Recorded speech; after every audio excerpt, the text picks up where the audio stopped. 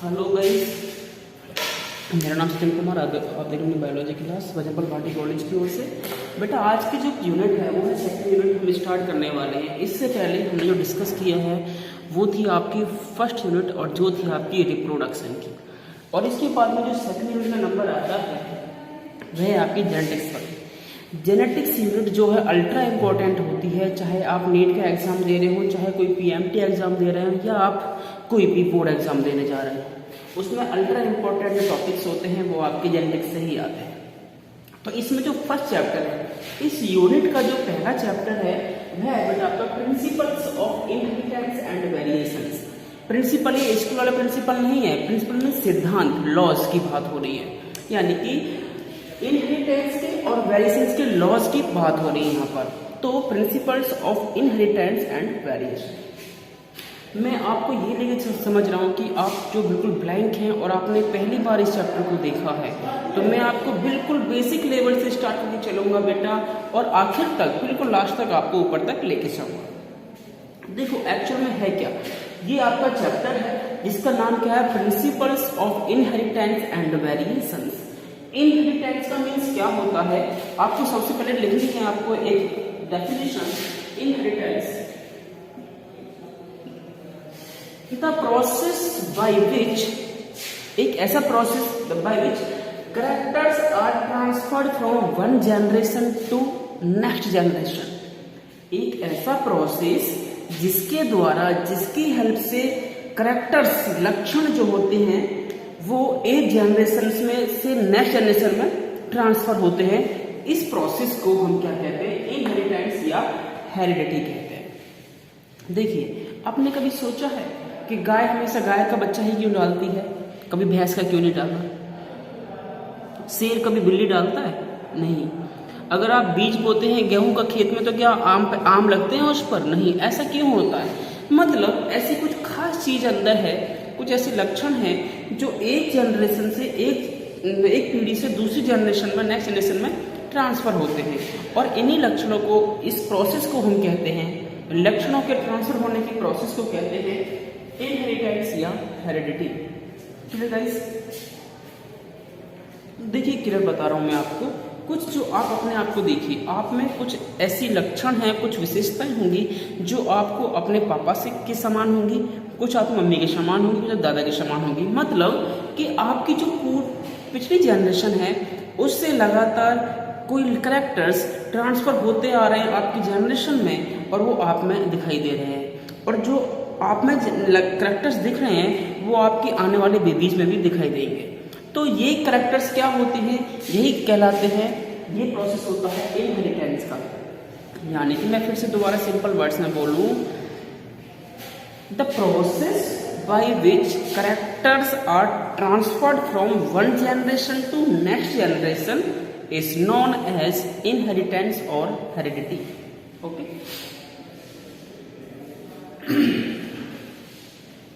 इसके बाद में इसी में एक चीज और पढ़नी है आपको, जेनेटिक्स। एक्चुअल में जेनेटिक्स होती क्या है? Genetics the branch of science which deals with the study of inheritance and variations। देखिए जो कैरेक्टर्स ट्रांसफर हो रहे हैं one generation to next generation, उनको हमने कहा इनहेरिटेंस कहा प्रोसेस को। और इस प्रोसेस की स्टडी कहलाती है आपकी जेनेटिक्स। अगर मैं अदर वर्ड्स में कहूं तो आप लिख सकते हैं, कोई आपसे पूछे what is the definition of genetics, then you will write the branch of science which deals in the study of inheritance and variations. दोनों लिखना है आपको, inheritance and variations is called genetics. अब यहाँ पे आपको एक चीज समझ में आ रही है, प्रिंसिपल्स ऑफ इनहेरिटेंस, ये तो पता पड़ गया, यानी कि ऐसे कैरेक्टर्स जो एक जनरेशन से नेक्स्ट जनरेशन में ट्रांसफर हो रहे हैं वो हो गए इनहेरिटेंस कहलाते हैं, ये प्रोसेस जो है। लेकिन वेरिएशन क्या चीज है?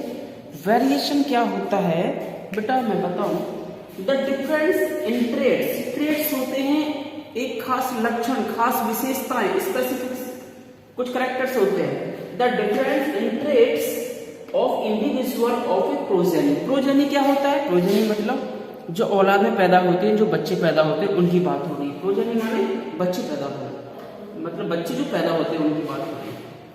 तो the difference in traits of individuals of a progeny from each other.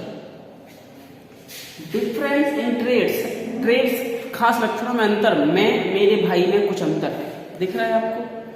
मैं मेरी बहन में कुछ अंतर है। हालांकि बहुत तो सेम है हम, क्योंकि हम दोनों ह्यूमन भी हैं, है कि नहीं, लेकिन हम में कुछ अंतर है। तो उन्हीं अंतरों की बात हो रही है, वही वेरिएशन है। वेरिएशन का मतलब होता है सीधा फर्क, अंतर होना। The difference in traits of individual of a progeny, progeny मतलब औलादों के बीच में, फ्रॉम ईच अदर आपस में दूसरे में अंतर होना, एंड देयर पेरेंट्स और पेरेंट्स से भी अंतर होना, is known as variation, is called variation. आप जो हैं, हाँ, आप पापा आपके ह्यूमन है, आप भी ह्यूमन है, आपके बाबा आपके ह्यूमन थे, तो ये तो क्या है, सेम स्पीसीज हो गई। उनमें कुछ खास लक्षण थे, कुछ करेक्टर्स थे स्पेसिफिक, जो कि लगातार चले आ रहे हैं। जैसे किसी के घुंघराले बाल हैं, करली हेयर्स हैं, तो उनके बेटे के भी वही बाल हो गए, उनके पोते के वही बाल हो गए, है ना, कुछ खास करेक्टर्स। किसी की नाक पतली है, लंबी, तो उनकी नाक ऐसी ही चली आ रही है उनके प्रोजेनिस में, ठीक है। तो मतलब कि किसी खास करेक्टर का एक जनरेशन से नेक्स्ट जनरेशन में ट्रांसफर होना ही इनहेरिटेंस कहलाता है, और इनहेरिटेंस और वेरिएशंस की स्टडी ही जेनेटिक्स कहलाती है। और वेरिएशंस क्या होते हैं कि प्रोजेनी या प्रोजेनी और पेरेंट्स के बीच में कुछ स्पेसिफिक डिफरेंस या फर्क आ जाना ही वेरिएशंस कहलाता है। जैसे कुछ अंतर आप में और आपके भाई में होगा, कुछ अंतर होगा ना, तो ये जो अंतर है यही कहलाता है वेरिएशंस। कुछ अंतर आपके पापा और आप में होगा, आपकी मम्मी में और आप में होगा। ये जो डिफरेंस है, ये जो ट्रेट्स में डिफरेंस है, ये जो अंतर है, यही कहलाता है बेटा वेरिएशंस। तो आप मेरी बात समझ रहे होंगे। मैंने यहाँ पे आपको 3 टर्म क्लियर कराई है बेटा। सबसे पहले 2 टर्म तो कौन सी हैं आपकी बिल्कुल एग्जैक्ट नेम जो है चैप्टर का उससे उठाई गई है। प्रिंसिपल्स, तो प्रिंसिपल समझिए, सिद्धांत की बात हो रही है। प्रिंसिपल ये स्कूल का प्रिंसिपल नहीं है, प्रिंसिपल मतलब लॉज की बात हो रही है, लॉ रूल्स की बात हो रही है। प्रिंसिपल्स ऑफ इनहेरिटेंस, ये समझिए क्या है इनहेरिटेंस? ऐसे कैरेक्टर्स जो एक जनरेशन से सेकंड जनरेशन में ट्रांसफर होते रहते हैं, इसको क्या कहते हैं, इस प्रोसेस को क्या बोलते हैं? Inheritance. Variations, difference in traits between progenies and progeny and parents, ठीक है, यानी कि औलादों के बीच में अंतर, औलादे और माँ बाप के बीच में, वो क्या है? वेरिएशंस कहलाता है। जेनेटिक्स, इसकी स्टडी, इनहेरिटेंस प्लस वेरिएशन, इन दोनों की स्टडी क्या कहलाती है? जेनेटिक्स कहलाती है, ठीक है।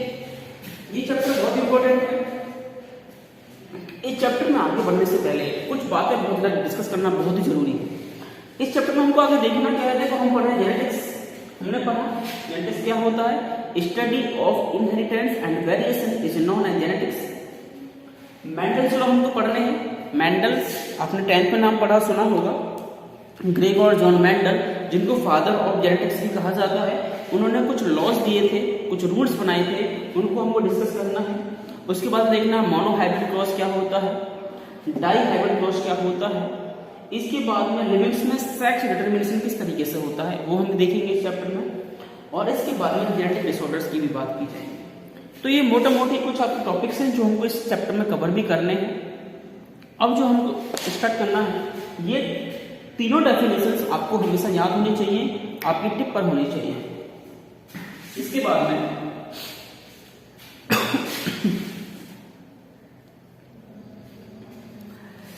इसमें कुछ नाम है साइंटिस्ट, जैसे कि फादर ऑफ जेनेटिक्स मैंने लिखा कौन?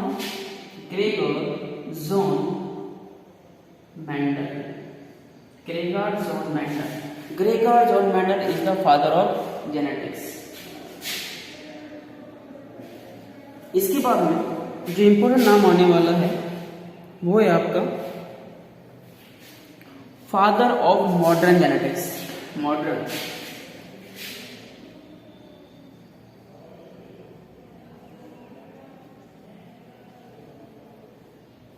Genetics, T.H. मॉर्गन। क्या नाम बेटा इनका?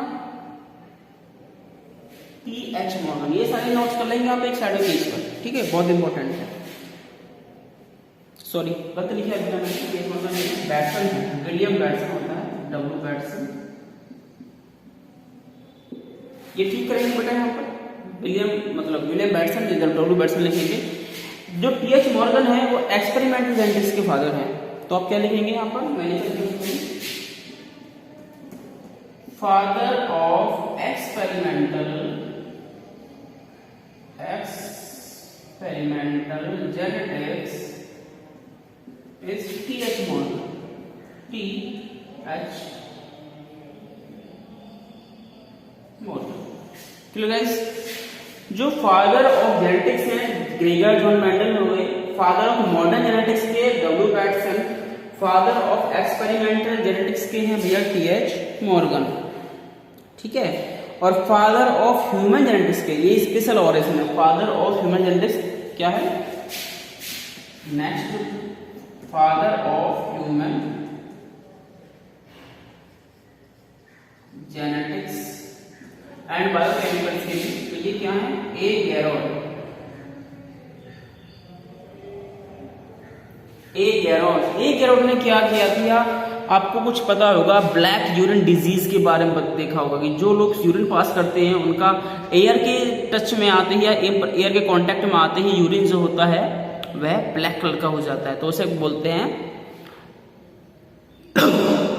एल्केप्टोन्यूरिया या ब्लैक यूरिन डिसीज इसको कहा जाता है, ठीक है।